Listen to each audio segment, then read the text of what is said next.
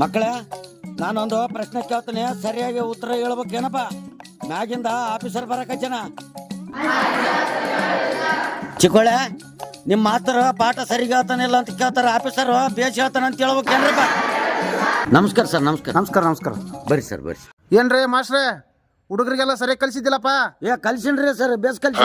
ಹಂಗಾದ್ರೆ ಒಂದು ಕ್ವಶನ್ ಕೇಳ ನೋಡೋಣ, ಹೇಳ್ತಾರ ಇಲ್ಲ ಅಂತ ಇವತ್ತು. ಆಯ್ತು ಸರ್.